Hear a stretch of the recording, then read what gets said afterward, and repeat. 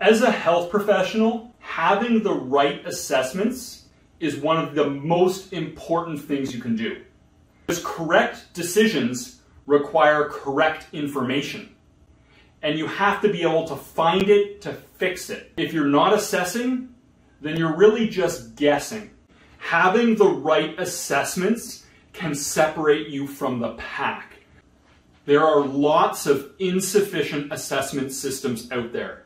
There's what I call junk assessments. We do an assessment, but we don't really have a practical way to apply that information to what we do next. There's also the approach of taking an assessment salad. You just throw tons of assessments at people, and in the end it's all mixed up and it's more confusing. We want powerful assessments. We want assessments that are going to be quick, be able to give us information we can apply in a very linear and practical way so that we know exactly what to do next. Powerful assessments. Success leaves clues. The most successful professionals I found were all using function assessments. Function assessments are basically assessments to determine how well things are working. Function assessments can help us predict if there will be distorted movement mechanics. If things aren't functioning properly, our movement is going to be compensated. There's going to be unwanted shifting of the bones and joints.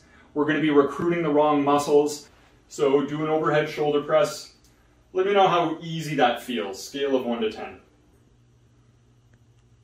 10 means easy. Okay, 10. Take this hand and you're going to pull the shirt diagonally, right from here, all the way down and across so that it's pulling on your shoulder. Now you're going to do the same movement and see if it feels more restricted. Can you feel the difference? Yeah. And how would it feel now? Like a 6, less easy. What we're showing here is even though the movements look identical, under the surface with the posture and function, things might be compromised. That's why function is so important. It goes a layer deeper than movement. You can still drive a car if it's out of alignment and if it doesn't have oil in it, and it can still look like it's working perfectly fine, but you will get vehicle problems down the road. And that's why we do function assessments to avoid those body mechanical problems down the road, even though movement might look good on the surface. If the body isn't functioning optimally, we're going to have decreased athletic potential. All of the muscles are like members of a group project. We want to make sure they're all doing the jobs they're responsible for so that the whole team can get the best outcome possible. The key to a functional assessment is to have some sort of a feedback loop. So we want to test. We want to get some sort of measurable number on the function.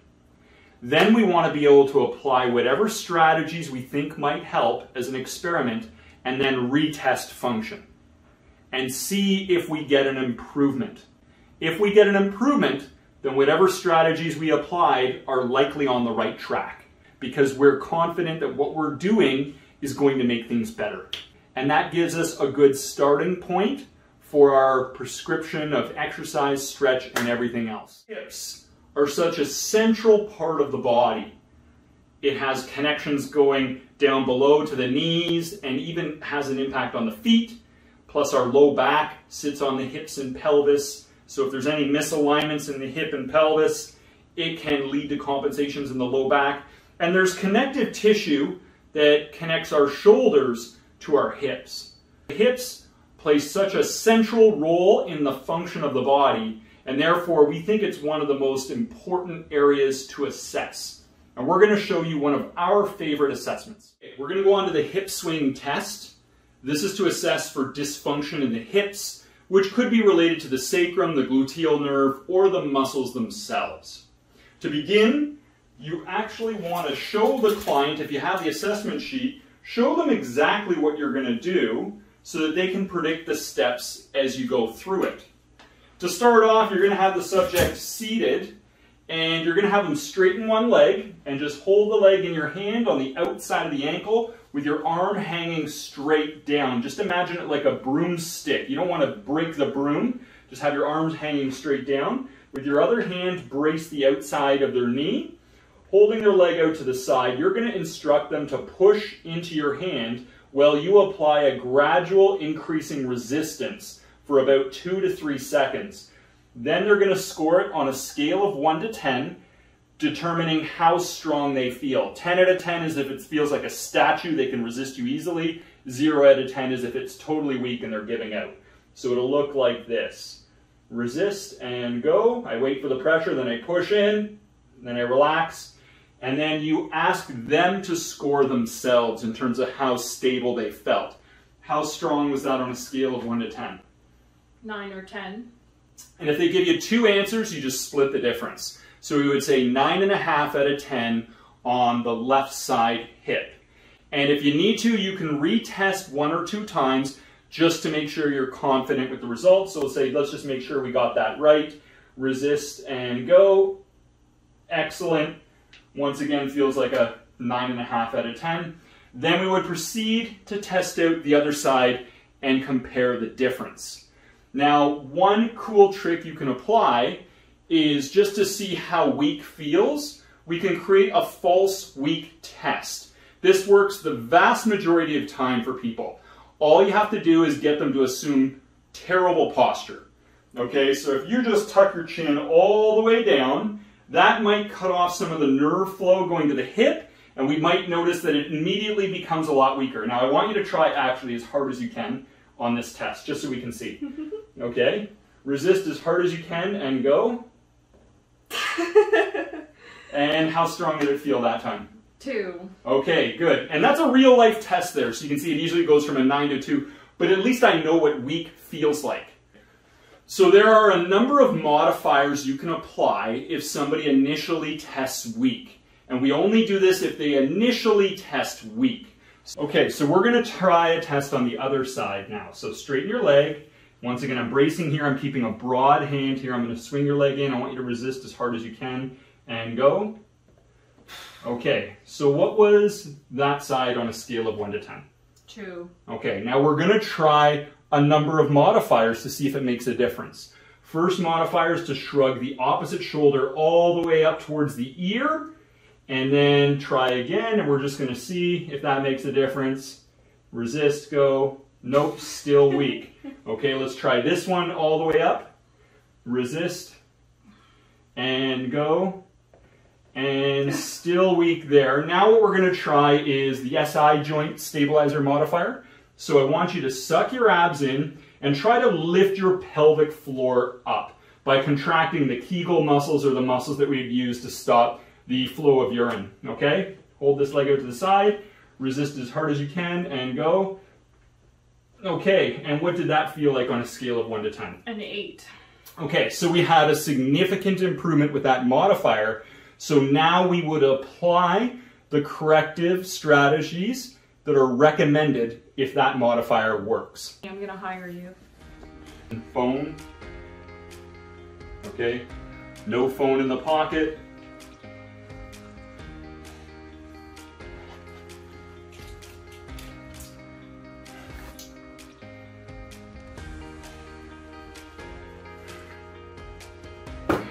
What do you want me to do with it? Get rid of it. Ready? 1, 2, 3, and go.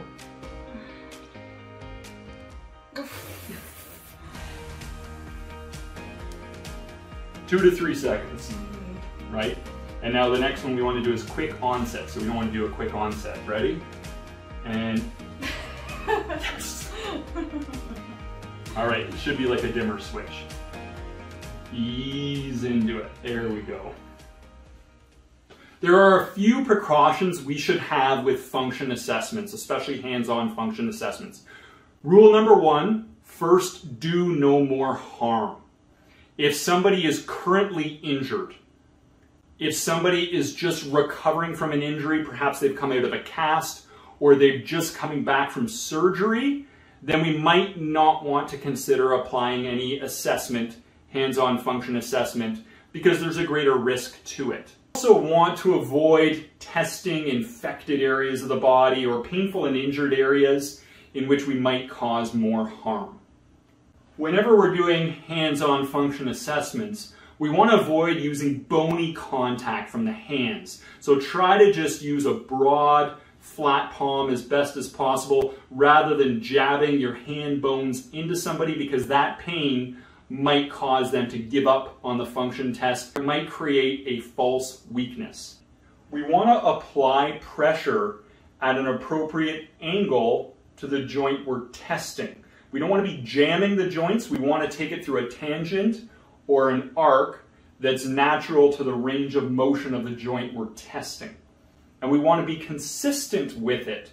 We don't want to be testing, pushing at different angles in the before and after. We want to keep it as consistent as possible so that our assessment information is as reliable as possible. Okay, so that's straight arm. Here's how we don't want to do it, is kneeling down. Now resist, go. And we don't want to do it that way because it's a different angle and line of drive. It's best to wait until your client applies pressure first, then match their resistance, and then give a little bit of overpressure to see if you can overpower them. Do this in a very gradual way. We're testing out the neuromuscular system's ability to adapt and meet the force that we're offering. And those are some of our rules for function assessments. Let's recap some of the benefits of this hip assessment. Number one, it can create wow factor. You can potentially demonstrate an immediate improvement in assessment that the client can perceive. Number two, it's going to give you quick, powerful information that's going to guide your decision making for customization for the client moving forward. Number three, you can use this in consults in order to show clients that you know what you're doing and gain their confidence. If you close even just 2 more clients per month because of this assessment, and you're billing them out at, say, $75 an hour, you would make $300 extra a week and about $1,200 extra a month. If you do this every month, then you would get 24 new clients in this way, and that could potentially help you bring in an extra $93,600 per year. It adds up. And this is the kind of clincher in an assessment that can really get somebody's buy-in instantly. Take some time to think about this assessment.